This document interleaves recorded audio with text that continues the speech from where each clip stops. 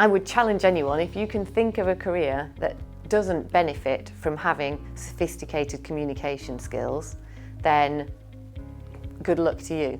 There's a bit of an assumption today, I think, that you can Google everything. Everything in human life and behaviour, all of our society, all of our different cultures, even if they're using other languages, through studying and learning about English, it gives you so much access. And also you need to discern and use that skill of discernment as to what is useful information and what isn't. And that's what you're doing every day in the classroom in English. Not necessarily coming to a consensus, but trying to understand other people's points of view, and that might lead you into a career where negotiation is going to be important. Looking at things and taking a second look at them. So just because you read something one way doesn't mean that's how it's supposed to be. And I always explain to my students that you're going to think of one thing one way, but someone else is going to see that in a completely different light. And it's trying to understand how and why that person will see something differently to you. Is how to analyse, how to think, how to understand that the world is shades of grey. It's not black and white. Being able to write well, being able to communicate well is essential. Verbally and over email today. Certainly, the skills that you practice in the classroom with the pen, then feed into what perhaps you're using a laptop for later in life, things like that.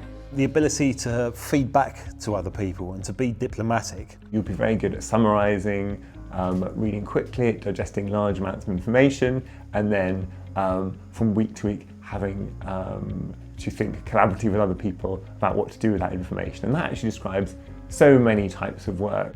You're not doing it on your own. You're going to be in a classroom, so you're going to learn how to debate. You're going to learn how to kind of hear other people's arguments and how to respond to those. I used to be the shyest little year 10 ever, and now I could walk into a room and start a conversation with people I've never met, which I would never have dreamed of before. You will also no doubt have to work in a group at some point. Perhaps you'll have a group project, might be a group presentation. So you're going to have to develop those team working skills. Listening to others, being flexible, knowing how to organise your time, recognising where you fit within a team. The ability to empathise with other people and to think from their point of view is actually akin to thinking about creating a character. So to get on the inside of the character, you need to be able to look beyond yourself and to actually think about how other people might react to certain situations. And that's a key transferable skill that applies to any job. I think I would argue that anything you study within English is transferable. You kind of can't go wrong with it. And it mixes beautifully with any other subject as well.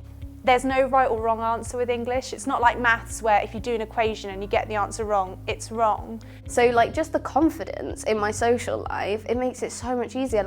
I made loads of friends coming to uni, and I just love how much confidence I sort of have just day to day. I feel far less anxious than I did when I was in year 10, which is great. We also equip our students with editing skills, so the ability to form concise and coherent sentences is something that's very important, both in the written language and verbal.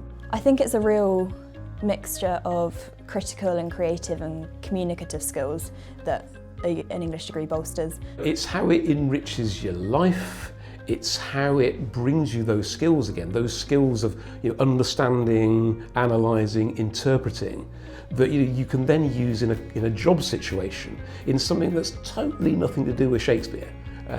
It'll be to do with business, or it'll be to do with media, or whatever it is, or it could be to do with technology. But you kind of use those kind of skills that you've gained from learning about Shakespeare. Communication skills, written skills, reading skills, speaking skills that are integral to any. You tell me a job where you don't need to write, read and speak,